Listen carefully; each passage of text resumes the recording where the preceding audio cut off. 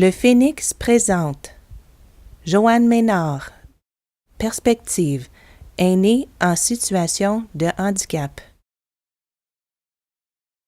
À l'âge de 29 ans, en 1990, mon conjoint et moi, nous avions planifié un beau voyage de 2 mois en Europe. Certains symptômes ont débuté dans l'avion, des symptômes de douleur inhabituels.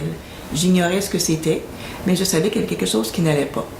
Lors du retour, au début novembre, j'ai vu mon médecin de famille qui m'a dit qu'il craignait que ce soit la sclérose en plaques.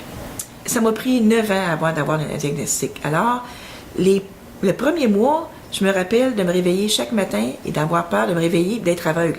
Parce que la sclérose en plaques peut amener aussi la cécité. Puis on soupçonnait que j'avais de l'épilation, on n'était pas certain. Donc, me réveiller avec un problème majeur au poumon ou au rein. J'ai vécu dans cette peur-là les premiers mois. Au tout début, j'ai trouvé ça affreux. À un moment donné, je me suis dit non, là, je ne peux pas continuer à vivre comme ça. Il y a beaucoup de changements dans la vie. Qu'une vie reste parfaite, toujours pareille, sans qu'on ait à changer quoi que ce soit sur notre style de vie. Moi, j'ai beaucoup de problèmes à y croire parce qu'on vieillit. Puis en vieillissant, il y a des problèmes. On a des problèmes de mobilité qui apparaissent. On a l'arthrite, le rhumatisme, mal de dos. Moi, ça m'a obligée à m'adapter. Parce que je n'avais pas le choix. Je veux dire, si je faisais pas ça, on peut dire oui, j'ai le choix. Mais le choix de rester chez moi, encabanée, de ne plus voir personne, de me couper totalement de la vie, j'aurais été très malheureuse et ça aurait été affreux pour mon conjoint. Alors, ça a été de me donner des bons coups de pied dans le derrière, si on peut dire, entre guillemets. Il faut aller chercher de l'aide. C'est en allant chercher de l'aide qu'on reçoit des conseils et que ça nous permet, premièrement, de nous extérioriser. Alors, lorsque mon conjoint revenait travailler, ce n'était plus à lui que je pouvais simplement me dire « Ah, aujourd'hui, je ne peux plus faire ci, je ne peux pas faire ça, je me sens ennuyée. » Là, je pouvais le dire à quelqu'un de l'extérieur. Ça me permettait de me vider, ce qui faisait que là, lorsque je revoyais mon conjoint, suite à la visite, là, je découvrais des choses que j'avais faites, puis la conversation était joyeuse. La neige nous rend la vie très difficile, du moins pour une personne qui doit se déplacer en fauteuil roulant. Elle nous fait presque hiberner, comme des ours. Mon conjoint et moi, nous avons décidé l'an passé d'aller passer 1 mois en Floride. La loi aux États-Unis, la loi de la Floride pour les personnes handicapées, elle est bonne, ce qui permet d'avoir beaucoup d'accessibilité dans les endroits publics.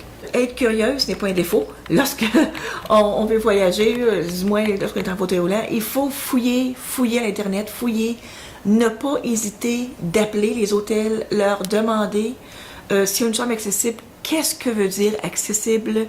Je vérifie toujours aussi les restaurants qui est autour. Si jamais le restaurant de l'hôtel n'est pas ouvert, les restaurants accessibles qui est autour. Avant de faire les réservations par Internet, toujours appeler pour ne pas avoir une mauvaise surprise. OK. Je me suis toujours crue être une personne, j'ai toujours pensé que j'étais une personne peureuse et non courageuse. Lorsque je me suis retrouvée handicapée, j'ai découvert des facettes en moi que je ne savais pas que j'avais. Et j'ai découvert que j'étais audacieuse, puis que je fonçais. Je ne savais pas que j'étais comme ça. Et c'est la condition physique qui m'a poussée à être comme ça, parce que j'avais le choix. On sort, on fonce, puis on s'essaye, ou bien on reste chez nous, puis on ne voit rien de la vie. Puis on se terre comme un animal qui souffre. C'est certain que j'aimerais retrouver l'usage de mes jambes, puis recouvrer la santé. Mon énergie d'avant, oui. Mais je n'aimerais pas redevenir ce que j'étais avant en tant que personne.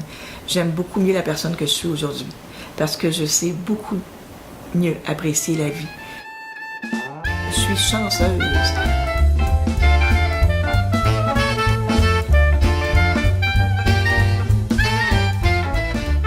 Là, ça va être dans le sud.